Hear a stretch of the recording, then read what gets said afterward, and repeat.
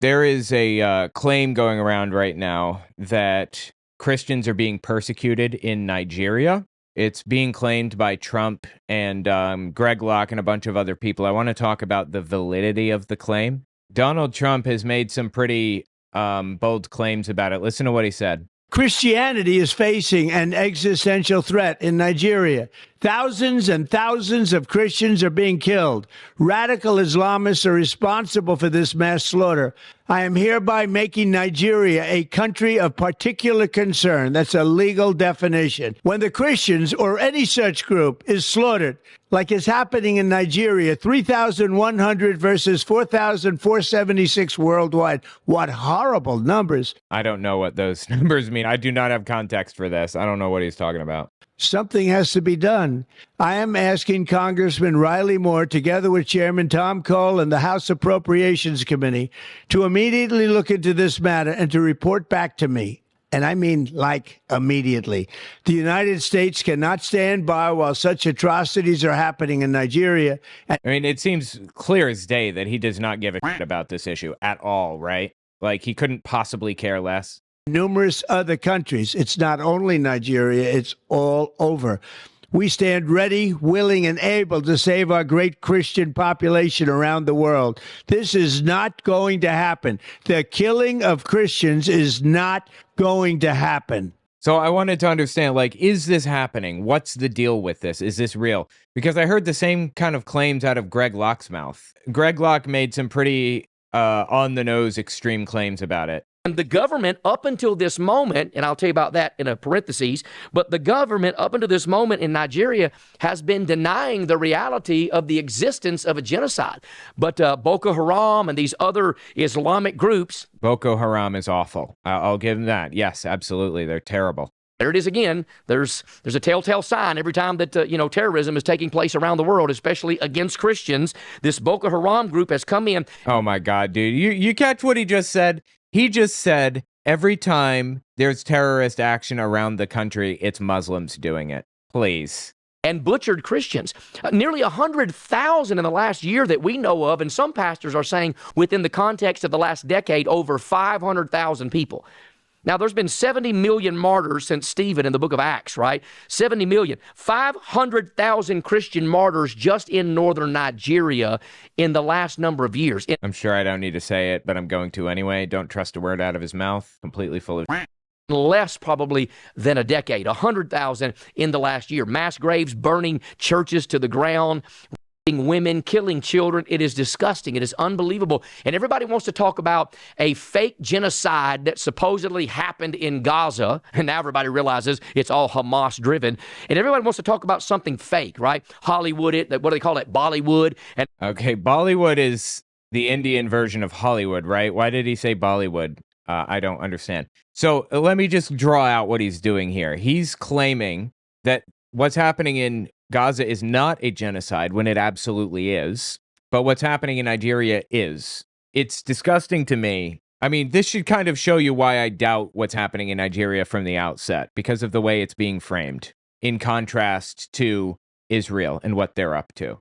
I don't want to let him get away with this stuff about, claiming this about, like, Israel and how they're not doing something wrong or whatever. So before we continue with Greg, let me just take a quick glance at this article. Israeli lawmaker defends alleged of Hamas prisoner as far-right protesters rage over IDF troops' detention. Ultra-right-wing Israeli nationalists stormed 2 military facilities late Monday, protesting the detention and questioning of 9 Israel Defense Forces reservists suspected of raping and abusing a Palestinian prisoner whose injuries were so bad he had to be hospitalized. This isn't alleged. We saw it on video. I believe that this is the video that was circulating. Social media videos show guards at the Sti Timan military base and prison near Beersheba in southern Israel, shouting at and pushing military police who'd arrived to question the reservists, seemingly in defense of the suspects. The Sti Timan facility is known to hold Palestinians arrested in Gaza since Israel launched its war on the territory's Hamas rulers in response to the group's gruesome October 7th terrorist attack. The soldiers suspected of the abuse have been held for questioning, which is rare in Israel during an ongoing conflict, and it's drawn a furious reaction from far-right Israelis, including some senior government officials. Yes, there are Israelis that they consider in Israel to be far-right. That's wild, right? The entire country is far-right at this moment, to a degree that is absolutely disturbing and insane. And the fact that they are labeling these people as far-right should disturb the shit out of you. On Monday evening, a group of Israelis attempted to storm another military facility, with one protester threatening an uprising against the government if the suspects remain in custody. They are defending people, being Palestinian people in custody. So I don't want to hear it, Greg. And it's vile and evil and wrong that he's defending this. This is about as immoral as it gets for a pastor. In Gaza, and now everybody realizes it's all Hamas driven, and everyone wants to talk about something fake, right? Hollywood it, what do they call it? Bollywood, and they want to Bollywood everything up and use all these AI videos and all these filters and nonsense. Well, there's a real genocide going on, and nobody's saying anything about it. Absolutely disgusting.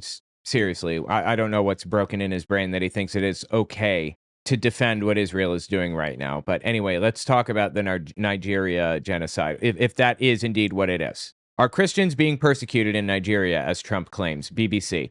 U.S. President Donald Trump has issued a fresh threat to target Nigeria if the government continues to allow the killing of Christians. In a video released on Truth Social, he pledged to do things to Nigeria that Nigeria is not going to be very happy about, and to go into that now disgraced country guns ablazing. But the White House's interest in this subject did not come out of the blue. For months, campaigners and politicians in Washington have been alleging that Islamist militants were systematically targeting Christians in Nigeria. But the BBC has found that some of the data being relied on to come to this conclusion are difficult to verify. In September, popular TV host and comedian Bill Maher upped the ante, describing what is happening as a genocide. Referring to the Boko Haram group, he said they've killed over 100,000 since 2009. They've burned 18,000 churches. Similar figures have also been gaining traction on social media. The thing is, the far right and the atheist movement, of which I am a member, find common ground on Islam bad. And I agree that Islam is bad. Absolutely, without a question. It's awful in almost every single way. But we have to kind of keep our heads level here and not let emotions run away with us, and understand that there are like lots and lots of normal Muslim people who aren't hurting anybody, who are just living their fucking lives, just like there are normal Christian people and normal whoever. And a lot of the hate against Muslims as people is inspired by the differences that people see between us. I understand Christianity, so I don't have a problem with Christians, but I don't understand Muslims or Islamic society, so I have a problem with Muslims, that kind of thing. Bill Maher comes from a wing of the atheist movement that is very anti-Muslim just because they're Muslim, and that's it, and there is no good Muslim. That's kind of the way he views it. So you have to be kind of careful with like his analysis on anything, but especially anything Muslim related. By the way, guys, check out my new shop, owenmorgan.com/shop. I have a bunch of really cool designs on there. The government in Abuja has pushed back on these claims, describing them as a gross misrepresentation of reality. It did not deny that there was deadly violence in the country, but officials said that terrorists attack all who reject their murderous ideology, Muslims, Christians, and those of no faith alike. That's true. That is accurate. It's not just it's not just Christians dying, and that's why it's not a genocide, as far as I can tell. They are targeting everybody that rejects them. Other groups monitoring political violence in Nigeria say the number of Christians who've been killed is far lower, and say most victims of the jihadist groups are Muslims. Nigerian security analyst Christian Ani said that while Christians had been attacked as part of a broader strategy of creating terror, it was not possible to justify claims that Christians were deliberately being targeted. And Nigeria is facing various security crises across the country, not just violence by jihadist groups, and these have different causes, so should not be confused. The country's 220 million people. Wow, that's gigantic! I did not know it was so big. That's huge! The country's 220 million people are roughly evenly split between followers of the two religions, with Muslims the majority in the north, where most attacks take place. That's crazy. I did not know it was 220 million people. What are U.S. politicians saying? Prominent Texas Senator Ted Cruz has been campaigning on the issue for some time and highlighting similar figures to Maher on October 7th. He wrote on X that since 2009, over 50,000 Christians in Nigeria have been massacred, and over 18,000 churches and 2,000 Christian schools been destroyed. In an email to the BBC, his office made clear that unlike Maher, the senator was not calling this a genocide, but describing persecution. That's interesting. Bill Maher, why did he do that? Why did he? You know what? I bet I know why Bill Maher did that. He started describing it that way because he's trying to draw contrast between, or he's trying to draw attention to something other than Israel, who is committing a genocide. I bet that's what it's about. But Cruz accused Nigerian officials of ignoring and even facilitating the mass murder of Christians by Islamist jihadists. Trump, echoing these words, has described Nigeria as a disgraced country, saying the government continues to allow the killings of Christians. The Nigerian government has denied this, saying it's doing its best to tackle the jihadists.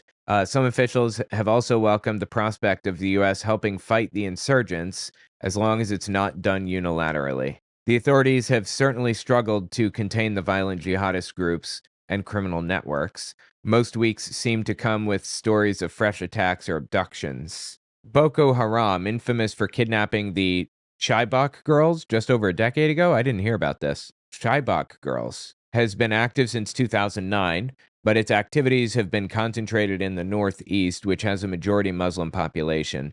Other jihadist groups have also emerged, including the Islamic State West Africa province, but they also operate in the northeast. ISIS, I think. The figures for Christian deaths cited by some in the U.S. are alarming, but assessing their accuracy is hard. So here's what I'm reading. I'm picking up that the numbers being provided are not real and that they're targeting everybody. They're not targeting Christians personally.